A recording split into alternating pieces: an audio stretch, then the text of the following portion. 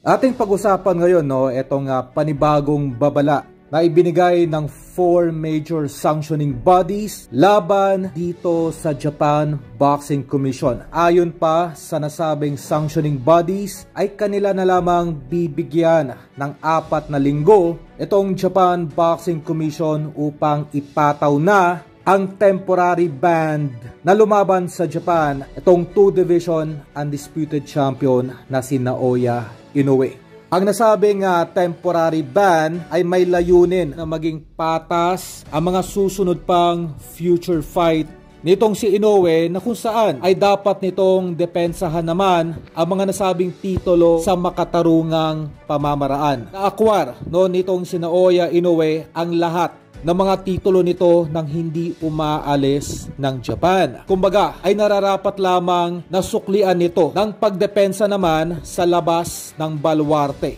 At ayon pa sa mga nasabing sanctioning bodies ay sumobra na sa pang-aabuso itong nasabing kampiyon na si Inoue, na kung saan ay ayon pa sa mga nasabing sanctioning bodies ay mistulang may sabwatan sa pagitan ng kampo nitong si Naoya Inoue at ng Japan Boxing Commission. Mga ganitong sabwatan ang gustong wakasan na ng mga sanctioning bodies. Ganun pa man ay nagbigay ng babala etong tumatayong manager ngayon nitong si Inoue ay hindi raw sila magdadalawang isip na bitawan ang lahat ng mga titulo na hawak-hawak nitong si Inoue kung hindi hihinto sa panggigipit etong mga sanctioning bodies na palabasin ng bansang Japan itong si Inoue. Kumbaga ang depensa nitong manager ni Inoue ay mas mataas ang demand para sa kanilang alagang si Inoue kumpara sa mga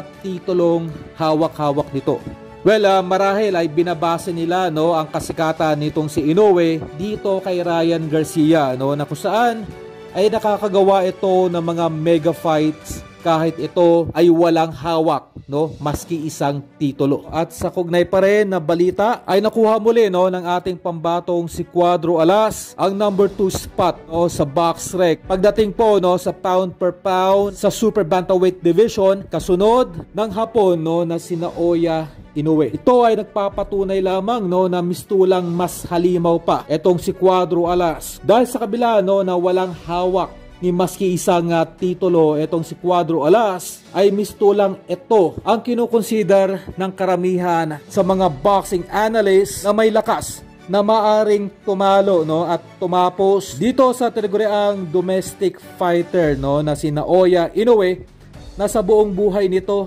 ay bihirang umaalis ng bansa. Ang number 2 spot na ibinigay ng mga boxing analyst dito kay Cuadro Alas dahil sa resume ng ating pambato, na kung saan ito po ang eksaktong kabaliktaran ni Inoue, na kung saan ay halos lahat ng mga naging title fights nito ay nakuha ng ating pambato sa labas ng bansa.